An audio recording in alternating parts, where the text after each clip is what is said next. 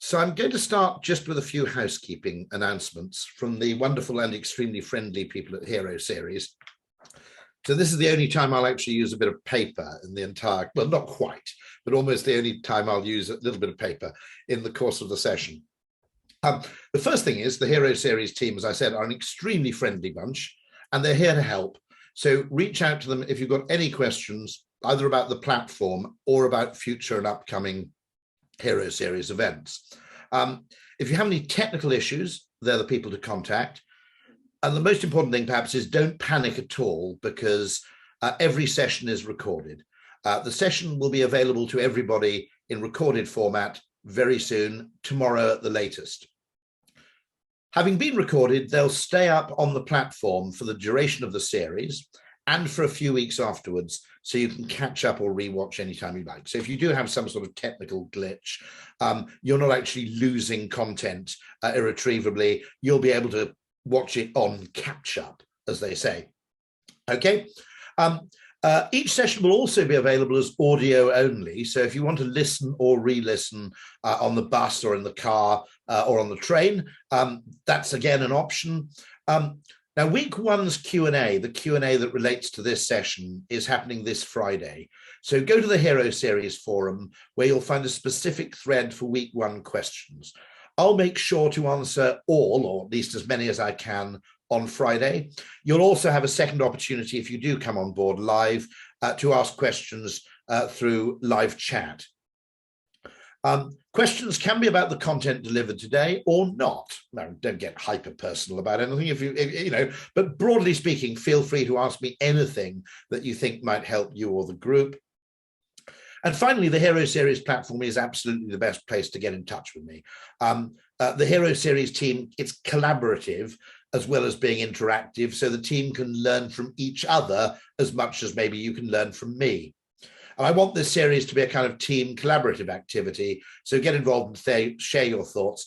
If people post things to me on the platform, I get a notification.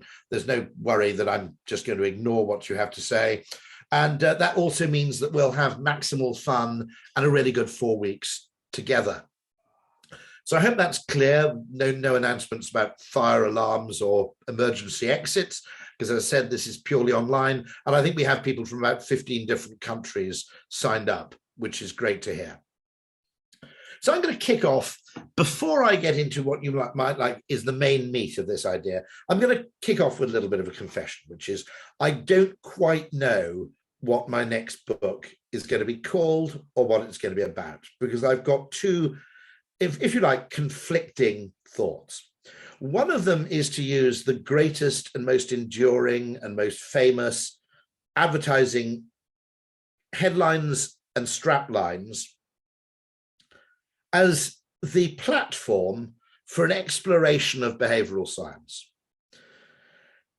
And my contention is that actually, if you view advertising kind of with the mind of a kind of naturalist, what you notice is that certain thoughts in advertising, generally slightly counterintuitive thoughts, somehow resonate with the human brain unusually well.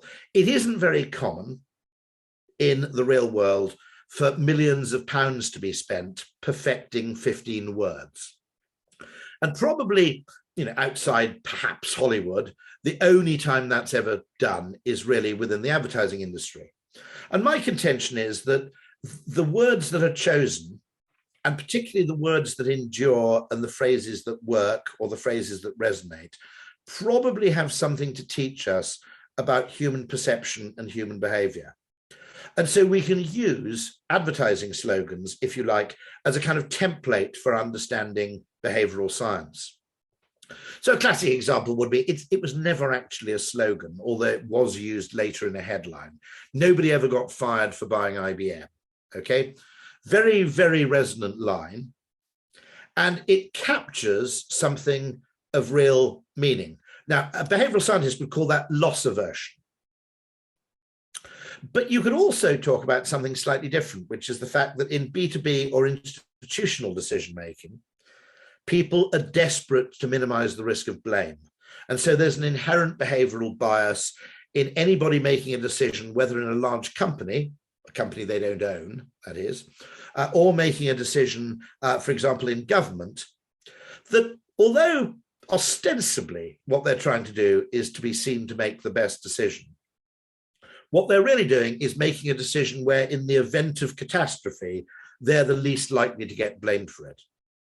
And so this leads, no one ever got fired for buying IBM, which is a kind of marketing mantra, if you like, leads to some quite interesting insights. For example, is there in medicine an enormous bias towards over-intervention on the grounds that you generally don't get sued for doing something, but you can get sued for doing nothing? And does that actually mean that and you can actually see this pattern statistically, by the way, the more you spend on healthcare, as you go from kind of Rwanda and Somalia up the general chart of healthcare expenditure, you obviously see very, very dramatic increases in longevity and general health, until weirdly you reach a point which perhaps pertains in the United States, where the link between health expenditure and longevity reverses. Now, in a book by Kevin Simler and Robin Hanson, which is called The Elephant in the Brain, they suggest that we are effectively biased towards over-intervention in health, that we find it too uncomfortable to say, let's just leave it and see what happens. And as a result, if you have too abundant resources in healthcare, oddly, it starts off by hitting the law of diminishing returns, then the benefits plateau, and then in fact, it actually becomes counterproductive. That there's a level of health expenditure where our propensity to wish to show that we care on the part of, say, relatives, or the propensity to avoid blame actually causes healthcare spending to become, to some extent, slightly toxic. So what I'm saying is that these strange little 7-word phrases, which aren't poetry, they're not a novel, they're not a film, they're very, very strange little phrases, I think contain very interesting insights into how we actually perceive life, and how we actually respond to information, and how we perceive it, and how we behave in response to information, which I think reveal quite a lot about the human condition and have major importance for both policy making and innovation and business. So that's one thought, which is effectively to write a book which is called, A History of Behavioral Science in 100 headlines and slogans. And, I'll take a couple at random, okay? Good things come to those who wait. That's a line in Britain for Guinness.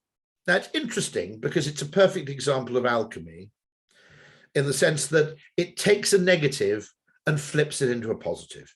Now, just in case you come from a non-Guinness drinking culture, one of the curses of Guinness relative to other beers is that it's very, very slow to pour. In the UK, especially in Ireland, in Australia, if you want your barman to hate you, you go up to the bar and you go, 3 packets of crisps, 4 pints of lager, I'll have a gin and tonic, I'll have a whiskey, oh yes, and 3 pints of Guinness, okay?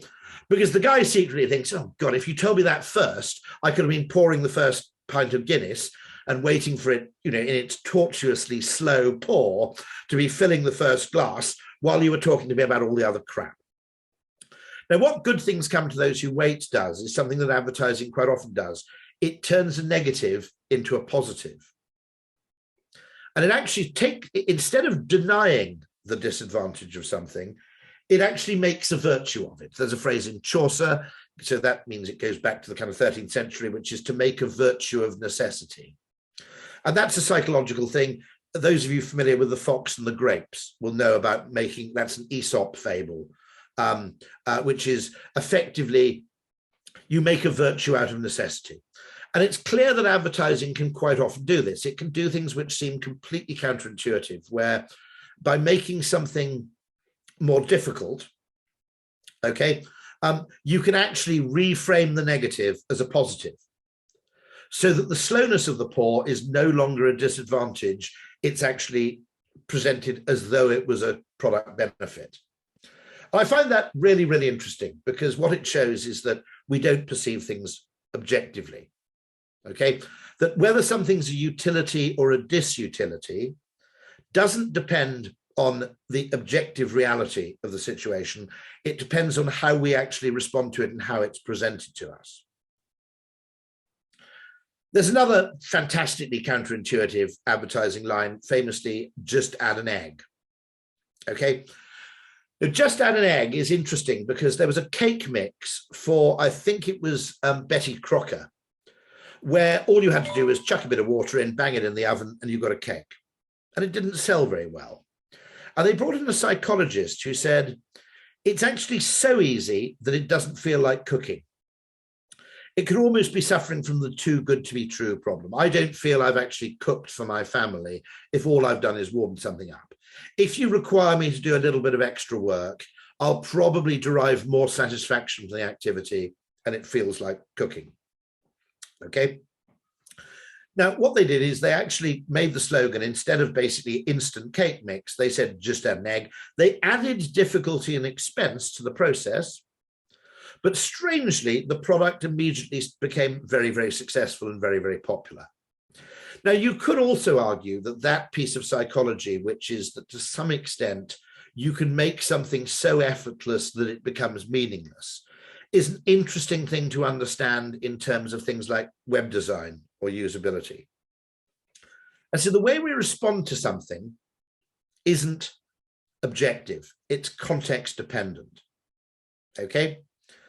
And actually what that means is that effort spent by businesses trying to improve the objective features of a product may be less effective, more wasteful, more costly than solving the problem in the brain rather than in the factory. That sometimes you don't need to make things easier, you need to make them a little bit more difficult. And that brings me to another really interesting facet of behavioral science, which is sometimes called the labor illusion. Okay.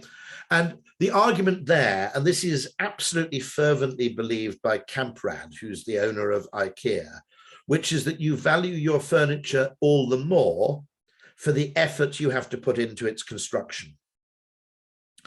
This also leads to interesting psychological things like, for example, telling people how much work went into the creation of something. Now, if you said to someone, we've developed this product, this product is a result of 6 years R&D. In a sense, it's a meaningless sentence, right? Because it could just mean you've got a really inefficient innovation process, or your R&D people are kind of crap and really slow and don't turn up for work. But we will inherently assume that something that's the product of great collective effort has more value to it than something that's easy to produce. And weirdly, we pay more for things according to the effort involved in their production. So there's a famous thing, I think it might have been Shlomo Benazzi, who got talking to a locksmith. And the locksmith had a major complaint to Shlomo Benazzi, which is, he said, when I was a young locksmith, I'd be called to people's homes and they'd been locked out of their home. And when I was a young locksmith, I was rubbish, okay? And it would take me an hour and a half to change the lock, to replace the lock, to give them a new set of keys, because I was fumbling around not doing what I did. When that was the case, people were completely happy to pay me, let's say, $80, and they gave me a tip on top. As I got more and more experienced as a locksmith, I became much, much faster in changing locks. I could turn up and I could do the whole thing in 15 minutes. At that point, although they had been significantly inconvenienced when I was slow and barely inconvenienced when I was fast, they were less happy to pay me and they didn't tip me very much. And the locksmith was faced with this dilemma, which is, should I pretend to be incompetent in order for my customers to appreciate what I'm doing more? And that's another interesting thing. And what you see is you see these thoughts recurring in advertising. And I think the very fact that they recur, that we can see a pattern. I was only yesterday watching a documentary about Woodrow Wilson. Now, Woodrow Wilson famously and scandalously arranged a showing of Birth of a Nation in the White House, which was an absolutely brilliant film in terms of the innovation around filmmaking, but it was also pretty massively racist. Okay, and I noticed that in the film poster for Birth of a Nation, which was kind of the first Hollywood blockbuster, just to give you an idea of its content, it portrays the Ku Klux Klan in a heroic light. okay? But it was a spectacular piece of filmmaking in the same way that Leni Riefenstahl's Triumph of the Will was a spectacularly innovative bit of filmmaking. And interestingly, I noticed on the film poster, it said 18,000 people involved in its production. And that's another case where we tend to think that the amount of work that goes into something contributes to its perceived value, even though in terms of conventional economic definitions of utility, that should be totally irrelevant. We shouldn't care how much effort it took you to change the lock. Our value of a lock should simply be determined by the fact that our door was broken and now it isn't. And indeed, the faster you can fix that, the better. The brain doesn't always work that way. It sees value in effort, not just in outcome. And so we see more and more of these things. And I think there's a really interesting pattern. So what part of me, as I said, is thinking about calling the book, effectively a history of behavioral science in 100 slogans and writing one of those books. So I throw another one in. You notice that these things recur reassuringly expensive for Stella Artois, for example, that there are many, many categories where they're called Veblen goods in economics, where the value of the product depends on its being expensive. In other words, we tend to believe that things we pay more for are going to be better. And I've spoken to a brilliant guy called Joe Fattorini, who's in the wine trade. He's actually a Channel 5's great wine presenter. He also makes big wine programs in Australia for those Australians listening. But he's also an absolutely brilliant expert in behavioral science. He explains that what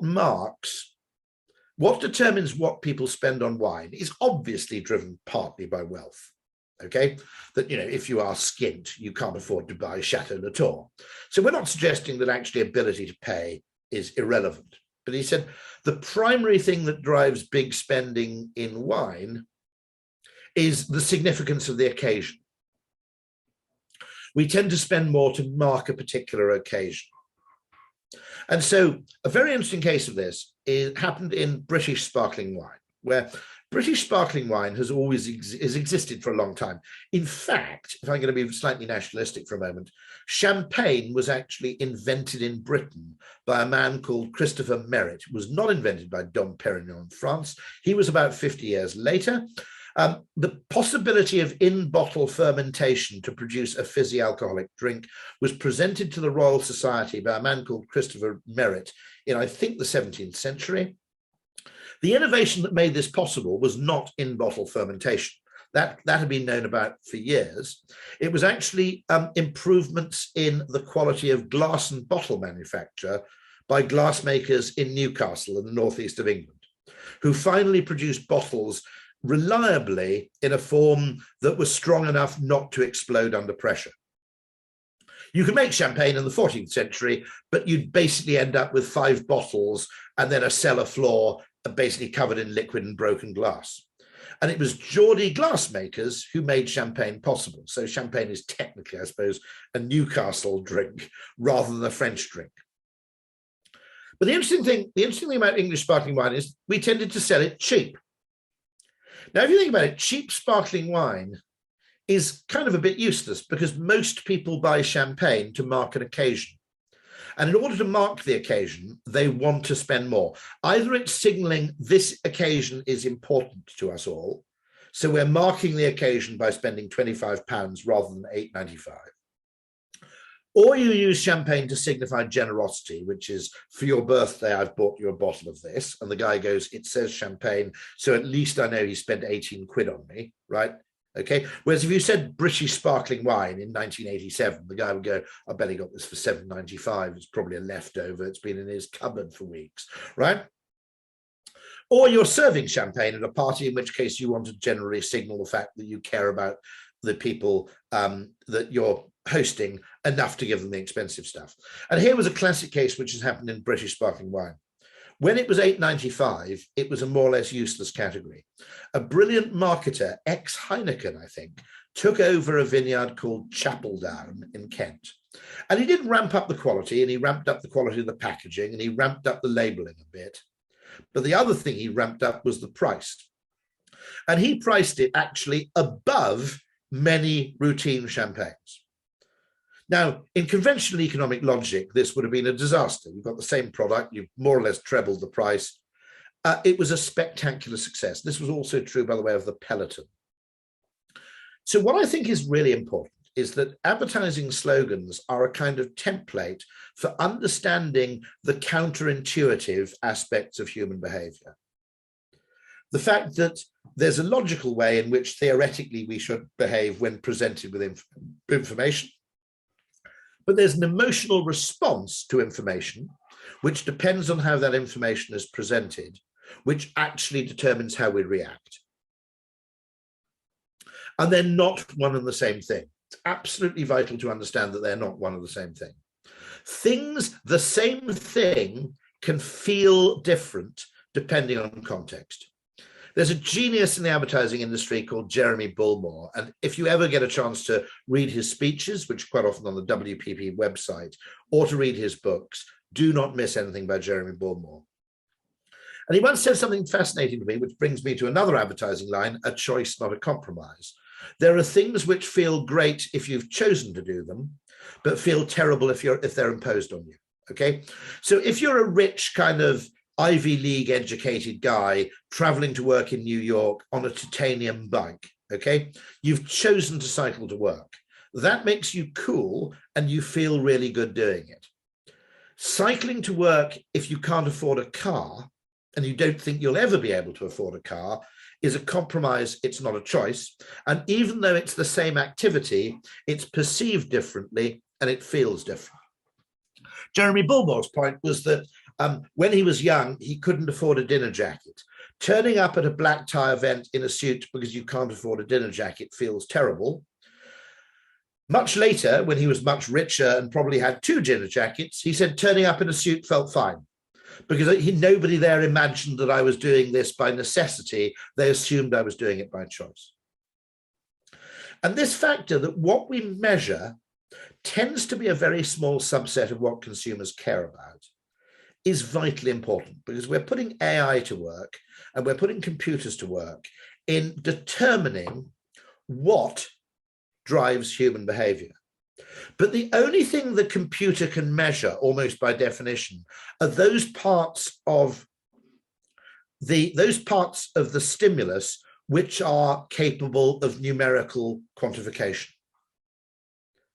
And that's a very small part of what matters. Okay. And this soon will bring me to my second idea for the book. Okay. I have been saying for ages, and if any of you operate a call center, can I give you a really simple tip? It's a very, very easy thing to do technologically. Okay, which is allow anybody who's waiting for a call to press 1 and request a call back. So you can say, you can either continue to hold to wait for one of our representatives, or if you press 1, we'll call you back within an hour. And then if they press 1, you read out the number you're going to call using calling line identification, CLI, and you then said, we will call you back on 07785, blah, blah, blah, blah, blah, within 60 minutes. Now, the wait time for the call doesn't differ, okay, in that case. The experience of the wait time is totally different, because in one case, you're forced to sit there holding a device to your ear or listening to appalling music. In the other situation, you can get on with making a cup of tea, replying to emails, and just, you've got that, basically you've got that monkey off your back. Okay, they're going to call me. The second thing, which I think is often missed in this, is that it feels totally different. When a business calls you a customer, you feel like a customer. Okay, when you're made to wait to speak to a business, you feel like a supplicant.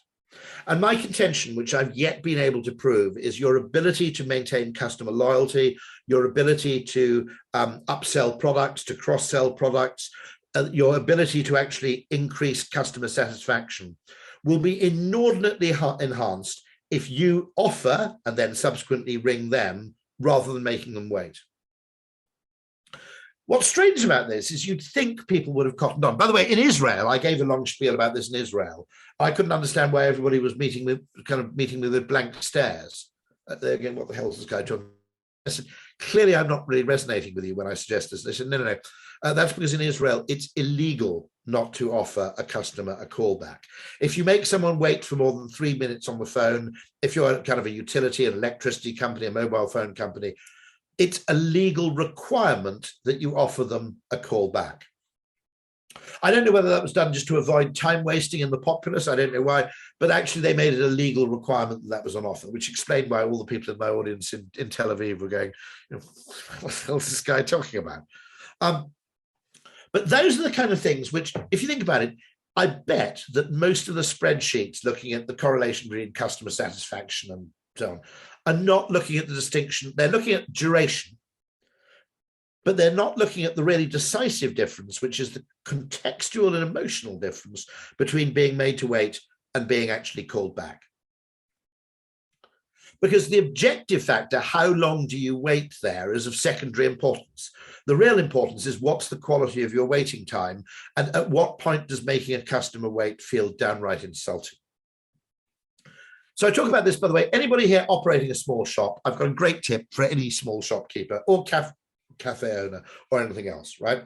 This is the distinction between closing time, which is an objective measure, and how you close your shop, which is a contextual and emotional determinant, okay? So if you run a shop, here's something you can do which will lose you a customer, okay? Which is allow someone into your shop 2 minutes after closing time, and then when they try and buy something, say, I'm sorry, we're closed, okay? Or close exactly on closing time at 5:30, and when someone tries the door at 5:32, wave them away and say, we're closed. Right?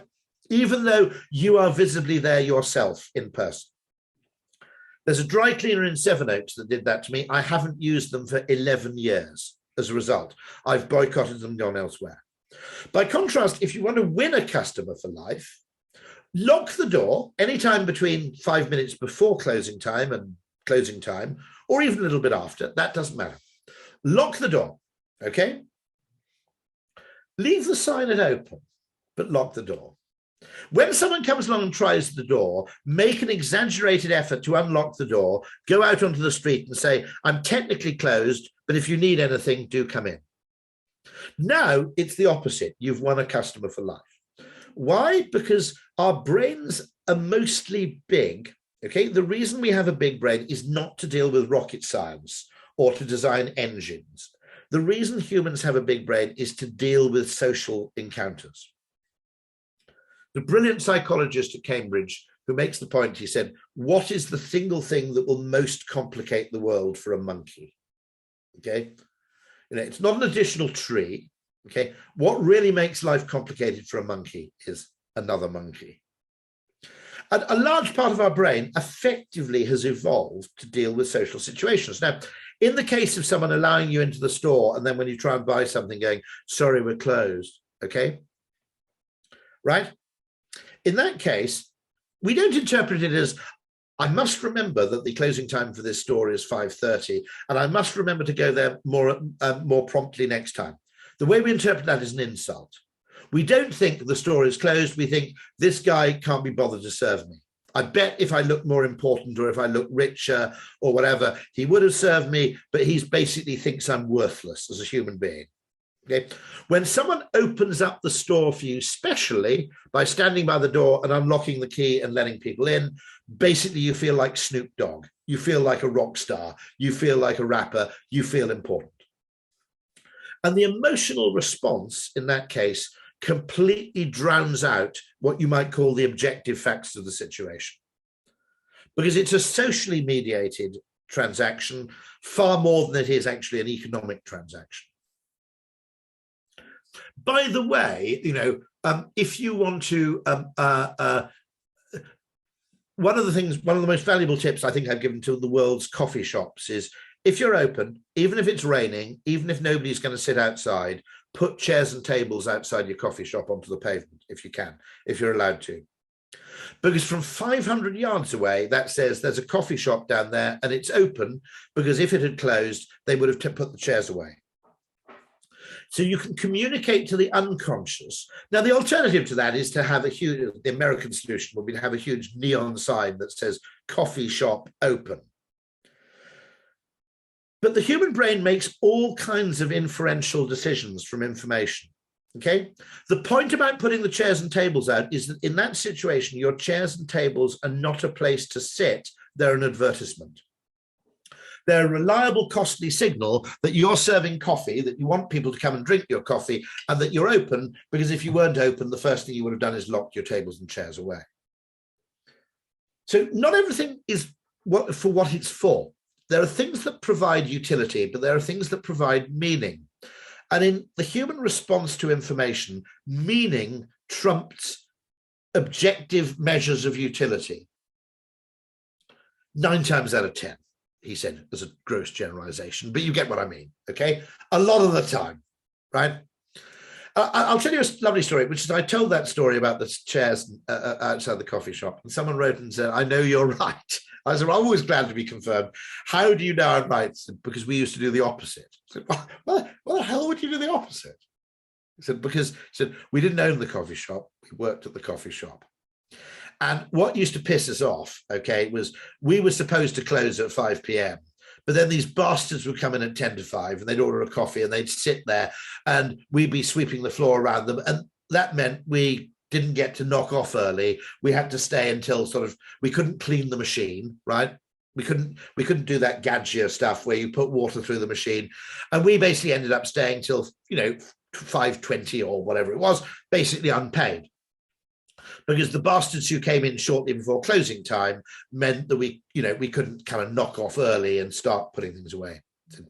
So we did a very simple thing. All you need to do, okay, your boss can't really get you into trouble for this either, okay? All you need to do is 25 minutes before your cafe closes, put one chair upside down on a table. Nobody will come in. It just signals we're about to close. We're not really interested in selling you coffee. If you do come in and ask for a coffee, there's a strong probability of refusal. People don't take that risk. All you've got to do is put a couple of chairs upside down or 2 chairs, one stacked upside down on the other, and basically all your custom disappears. And they said, we used to do this because it meant we could knock off at 5 o'clock because nobody came in for the last 25 minutes of the day. And so understanding the extent to which people respond, by the way, I think we're better at understanding this about negatives than we are about positives. We understand that certain negative aspects can change behavior quite significantly, even when they're not actually numerically relevant. What we don't understand is the fact that this also applies to positives. I always think a very useful way to look at marketing is what marketing and what branding does is it gives your brand its smell. Okay, I don't mean smell literally, although actually in some cases, it might actually be literally. But the point about smell is it's something we can't really quantify. I don't know any measures for smell. I mean, okay, the wine industry talks bollocks about smell, where they go a hint of licorice or black currants or whatever, or, a slightly varnishy taste. I never understand what the hell they're talking about, to be honest. It doesn't seem to bear any relation to any of the things they mention.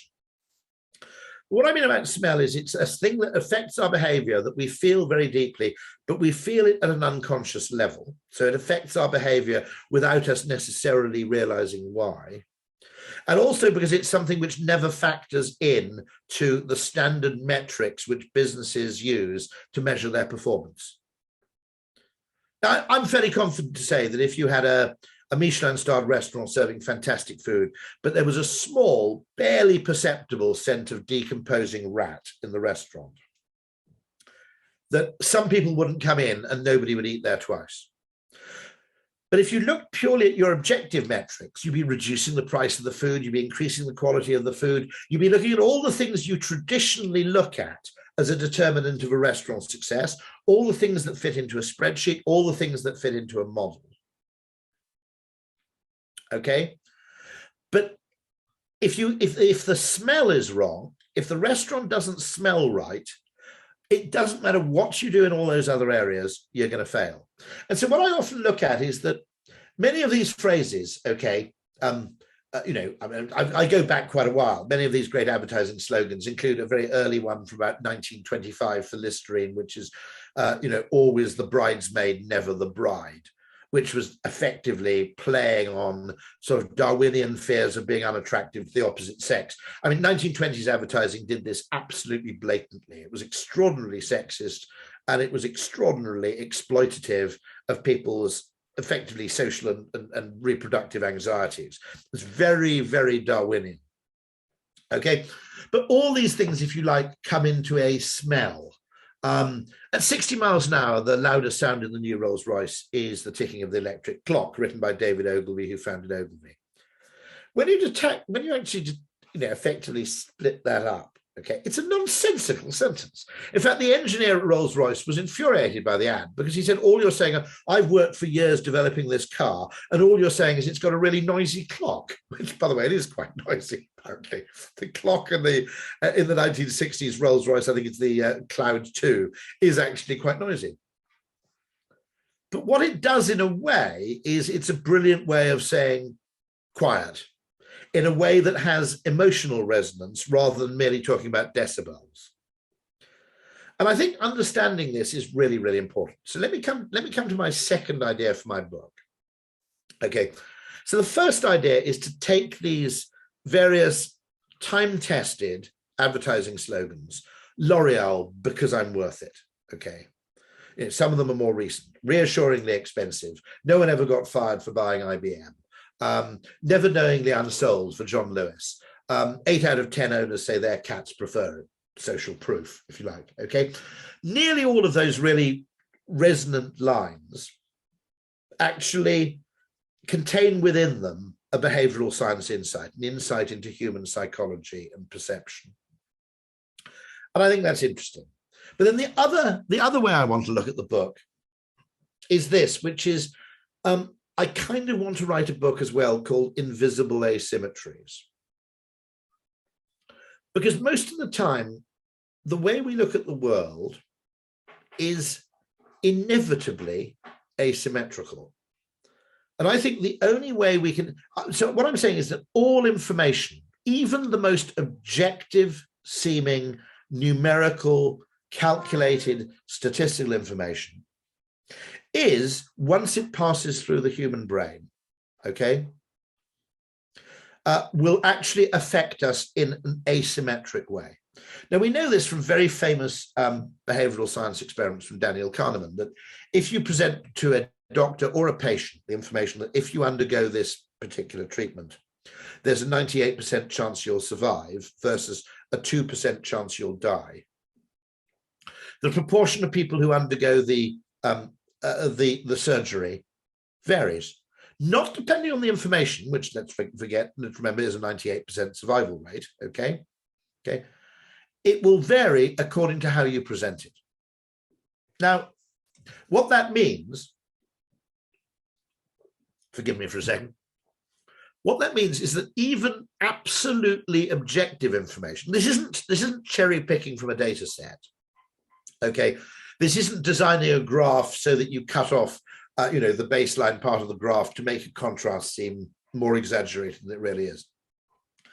This is just information, right? And we still respond to it differently depending on the contextual framing in which it's presented to us. Now, I can go one further than that. I'm going to tell you an interesting story. When I was very, very early to buy a sat-nav, because sat-navs interested me. And to give you an idea, it was about 2003 I first had a sat-nav, and it involved plugging a GPS sensor into a UPS laptop in my car. Okay, I'm not making this up. Okay, buying some mapping software for the laptop and driving around with a laptop perched on my, effectively on the bit in front of the windscreen, the scuttle, I think it's technically called, is it? Or the effectively in terms of the in front of the dashboard. But one thing that sat navs are very, very good at, incredibly good at, to an extent that slightly freaks me out, is they're very, very good at estimating arrival time. Incredibly good at estimating arrival time once you've got traffic information built in, to an extent which is freakish. And the first thing I noticed when I used a sat nav was I drove more slowly after a few months of using a sat nav. Well, to be more accurate, I didn't drive more slowly. I was less preoccupied with driving fast. Because the sat nav taught me something that had never really occurred to me before, which is the difference between driving at 70 miles an hour and 80 miles an hour. Or let's make it a bit more extreme, the difference between driving legally at 70 miles an hour and illegally at 88 miles an hour. Okay, in terms of arrival time, isn't that big a deal? In other words, you tense yourself out, you clutch onto the steering wheel, you welly down the motorway, okay, at a state of high tension, risking accident, risking a lost license in the event you get caught, and you basically, as a result, end up turning up 3 minutes earlier, okay?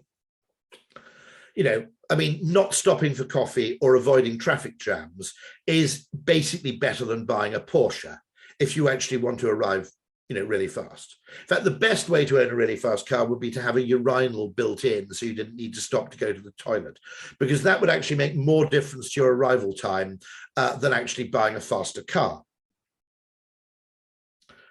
And then I read another paper. So that was very interesting. I suddenly realized that the difference between 0 and 30 miles an hour is almost infinite in terms of the effect it has. It is infinite in the terms of the effect it has on your arrival time.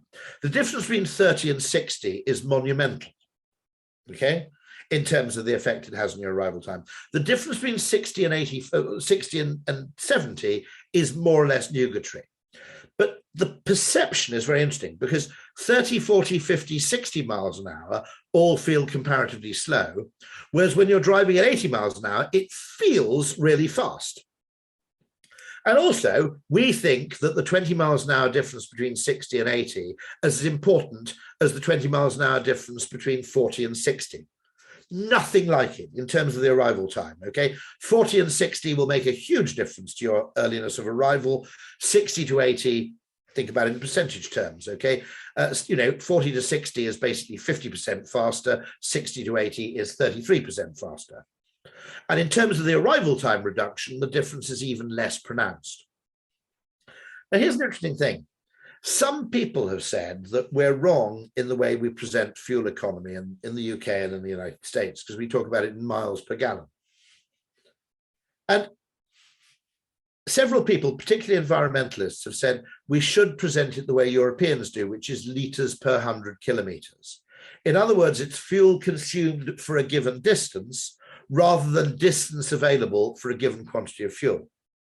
Now, those things are they are objectively exactly the same. The one is immediately derivable from the other. It's simply a question of whether you go A over B or B over A in the presentation of the information.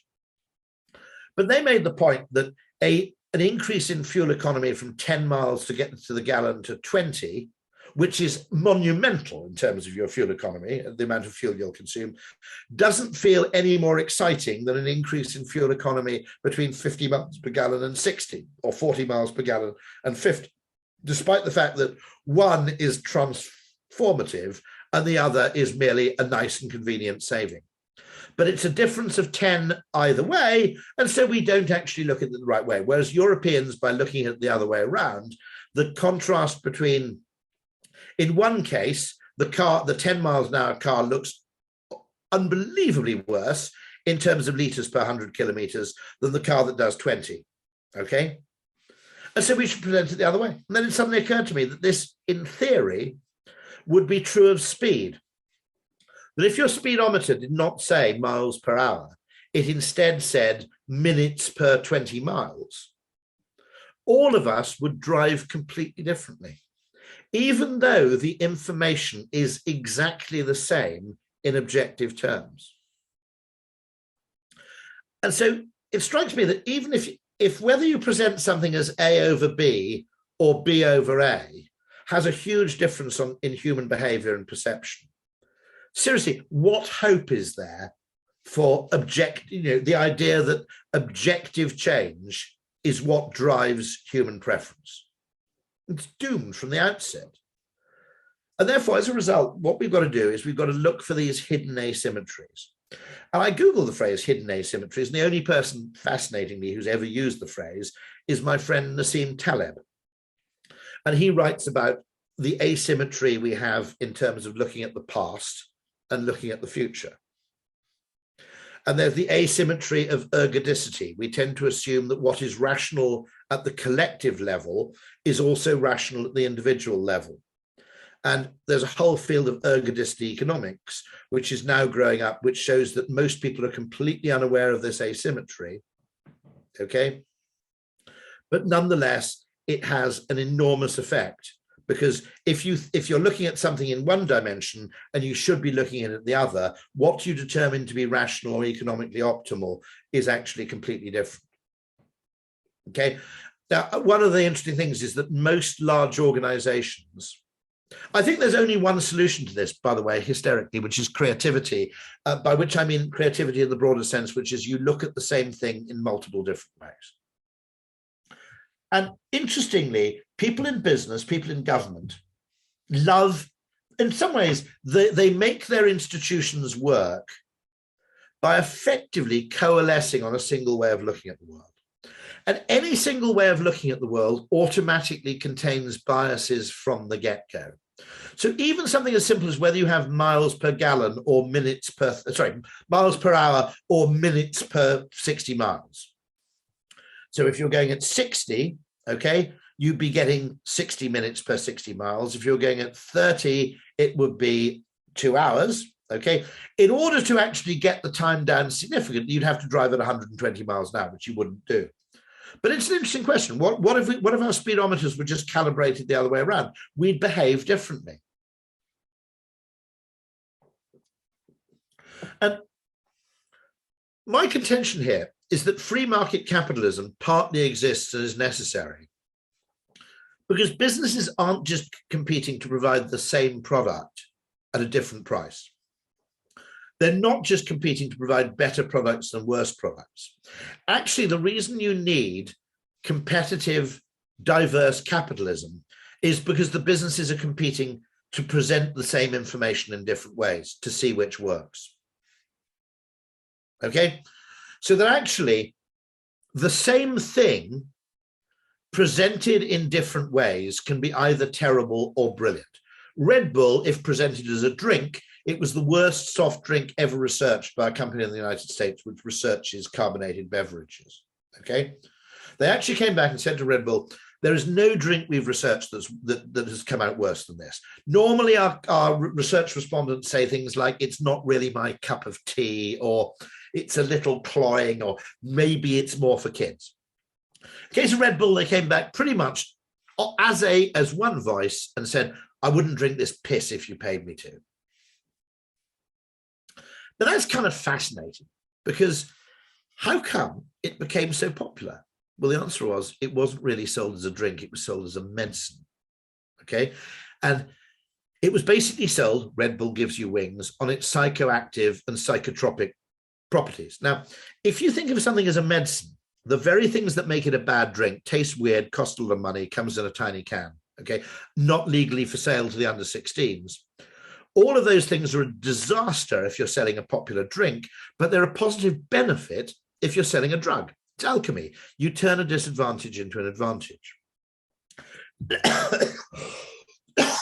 Now, do you know what I've subsequently discovered? It's fascinating. Okay. Nearly all new drinks taste weird. As humans, we've evolved not to drink weird things because weird things might be poisonous. The reason water tastes of nothing is your brain has evolved and calibrated your sense of taste so that water is tasteless, so that you can better detect something which is in the water that shouldn't be there. That's why water is so boring and tasteless. It's because we've evolved taste buds that basically say, don't be calibrated to noticing the taste of water because it might distract you to noticing the fact that there's a dead sheep 500 yards upstream, which is polluting the water supply. And so our brains don't detect the smell of water to better calibrate us to detect things that shouldn't be there. Okay, what that means is that all new drinks taste bloody weird because we've calibrated ourselves only to drink things with which we're familiar with the taste. Now, here's what I discovered when I did a little bit of investigation.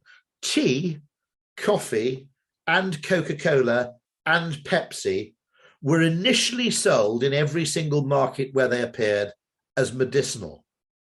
Also true of tobacco, by the way, but that's less relevant. Okay.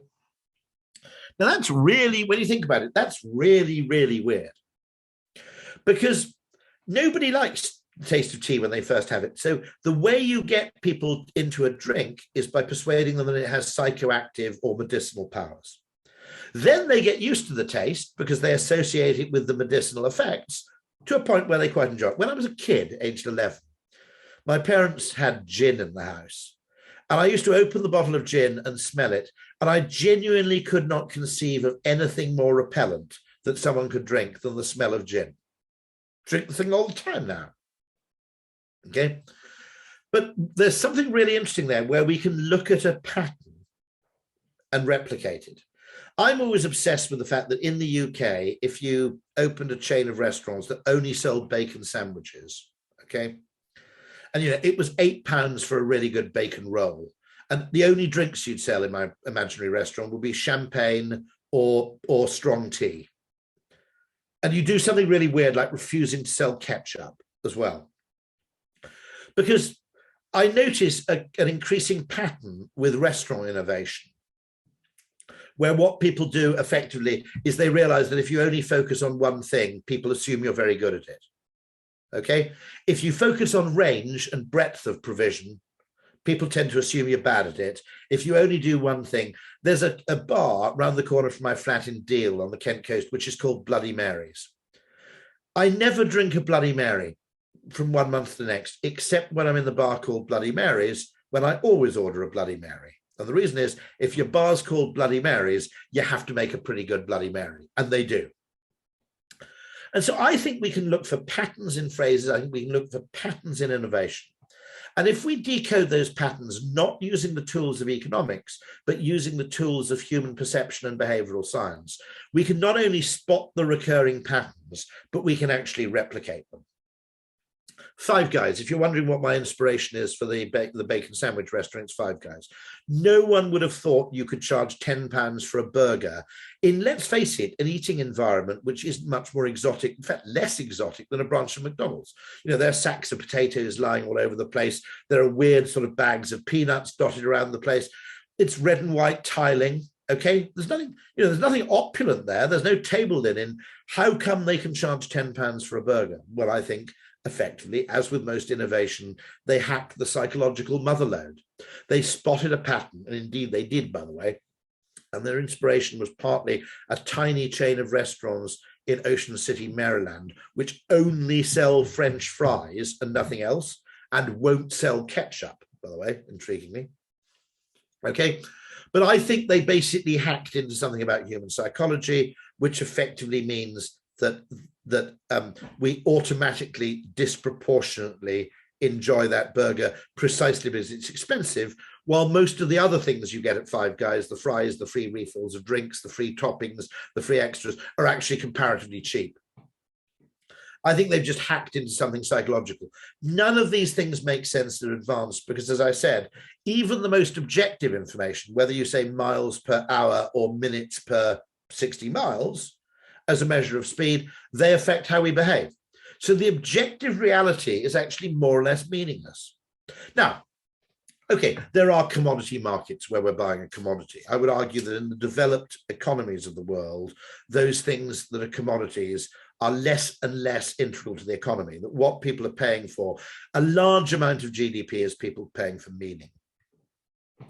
And what I'm saying is there is always an asymmetry between the information and how the information is perceived and acted on, which means, quite simply, that you cannot operate in business in any voluntary society where there is any degree of individual personal freedom without at least considering marketing questions.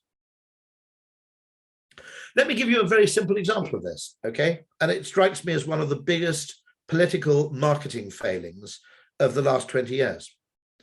We have a thing in Britain which has been unbelievably divisive. It has arguably created some degree of fairly dangerous inequality, all sorts of problems, okay, politically, which are student loans. And when you go to university, okay, you pay a student loan and you borrow £27,000 for 3 years of education. There are separate loans for your accommodation and maintenance. You borrow £27,000, give the £20,000 to a university, and then as soon as you start earning a certain level of income, you have to pay that back. You could have had an identical product, never mentioned the headline amount, okay, and referred to a graduate tax, and simply said, if you're successful and you've been to university, it's only fair that you should pay back your university because it's given you an advantage over other employees. So it's only fair that you should maybe, pay for your education to the event that you prove successful. They didn't call it a graduate tax, they called it a student loan. Okay. I would argue it's, if you went to someone and said, who's poor, and said, here's the deal, you go to university, it's free, but if you get rich, you pay some money back in tax to pay for it.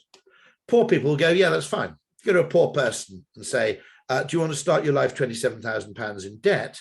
They go, I don't like that idea at all. So the very purpose of the system is actually being undermined by the way it's being presented. And my argument is, if you need, if there is a subjective difference to the response between whether you have A over B or B over A, the idea that you can model things economically as though what people cared about was objective reality is patently a nonsense. And what we need to understand is we need to understand how to present information in a format which is compatible with human perception. This doesn't even go down to system 1 and system 2, by the way. Even before we perceive anything, even before system 2 can process anything, it's gone through the evolutionary black box of human perception, where, to put it very bluntly, we don't understand what we see what we can understand. And the way we comprehend something affects the way we look at it. Once you accept that fundamental truth, then the idea that you can treat marketing as though it was a kind of sideline discipline, as though it was just the addition of a little bit of magic dust at the end of a process performed by economists, engineers, and rational people, is a complete nonsense. Because the likelihood is any body of people who sit down and say, how can we solve this problem in entirely numerical, rational terms in a way that leads to a single right answer without the need for any creative speculation, the likelihood is those people will come up with an answer which may be counterproductive, it may be expensive, it may even be meaningless to the consumer, okay? One of the things that drives me crazy is the way that train companies are punished for being 3 minutes late. At a human level, no one cares if your train is 3 minutes late. You care if a train's 20 minutes late, you care if a train's stationary, but that is precisely the business of measuring something which humans don't care about. It's optimizing around something which isn't perceived. And in the next session, remind me, or in the Q&A, remind me to talk about a case where Royal Mail made this mistake with letter delivery. They obsessed over something which seemed really, really important to them because it was quantifiable, and they ignored something which was really important to consumers because it wasn't. And a large part of the asymmetries that drive daft, misaligned behavior in politics and business, some part of them is quantification bias. We obsess over what we deem important, what we can measure, rather than measuring what's important. But there are other facets of asymmetry, information asymmetry, which I think we should look for and look at over the next 4 sessions, including one called ergodicity. Putting it very simple, okay, the justification for high-speed rail is time saving.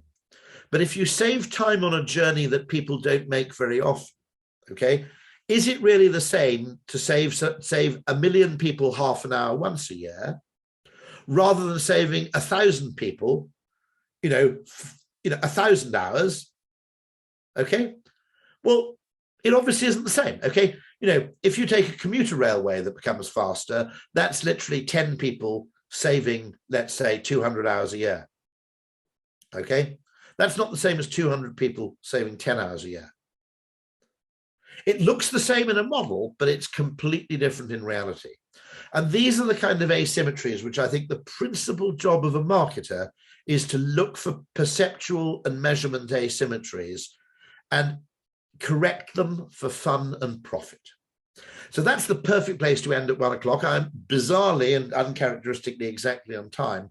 So all it remains, I think, for me to say is see you on Friday and get your questions ready. Thank you very much indeed.